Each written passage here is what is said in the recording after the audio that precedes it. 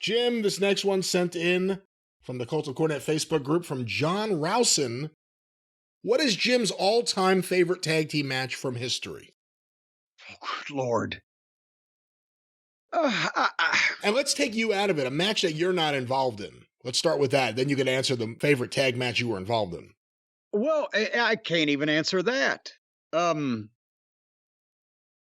see, here's the thing: what the best match or the best house show match that nobody ever saw again because it wasn't taped, or the best pay-per-view match, Not or the best. best match that, or favorite, my favorite one. But the favorite one, that was it because my favorite because it drew the most money, or I got paid the most, or it was the best match, or it tore the house down the most, and that would just be if I was involved. And then all that I've seen, my God, that it goes back to, I remember, and you will shit all over this, but in 1975, one of the best tag team matches that I ever saw was a coal miners tag team match.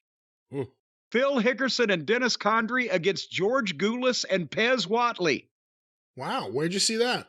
In Louisville at the Gardens. And because Hickerson and Condrey were so good and they worked the fucking coal miners gimmick so well, and Pez Whatley was good in those days, and George didn't get in the way as much as usual. And at the end of it, it was one of those matches you're like, well, goddamn, I didn't think that was going to be anywhere near that good.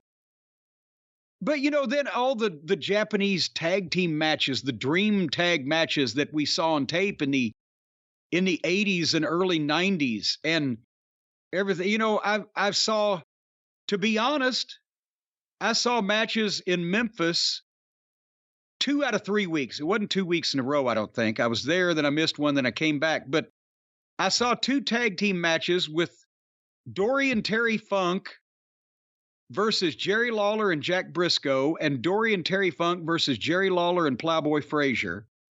Guess which one was not really that good, and guess which one was one of the best tag team matches I'd seen up to that point. Really? I'm surprised to hear that. I can figure out the answer based on what you're saying. Why do you think that was? Because it was the middle of the blood feud between Lawler and Funk, and Jimmy Hart was bringing Terry Funk into the territory. But when Dory came in, Dory and Briscoe wrestled, and we got to see the Dory Funk Jr. and Jack Briscoe shit, the arm drags and all that stuff, and it was great for me. But the people wanted to see wild, crazy bullshit like they'd been led to believe they were going to see, and Jack Briscoe and Dory Funk Jr. didn't do that. So a couple weeks later, they come back, and in the place of Briscoe is Plowboy Frazier, and Jimmy Hart is hung over the ring by a fucking truss so that he just a rope that they stuck him in, a little goddamn seat, and it was like he was being held out by a fucking fishing pole. But he was hung over the ring, and it was a Texas death match. Falls don't count. Match continues till they can't answer the bell. Anything goes. And they're plowboys in the spirit of things. And Dory had to keep up because now they got the table in the ring, and Lawler's going crazy, and the people are going crazy. It was a better match because it fit the program, and it was more of what the people not only expected, but were educated to enjoy. And that tore the house down. So, but at the same time, Jack Briscoe and Dory Funk Jr. drew money in every territory in the fucking country 10 years previously, fighting for the world heavyweight title because that was their presentation, and that was what the people expected from them. It was the equivalent of, the modern day Kurt Angle and Chris Benoit or whatever, the in-ring technical gold standard for competitive athletic wrestling without any bullshit. That's what they were. But it had to be presented that way.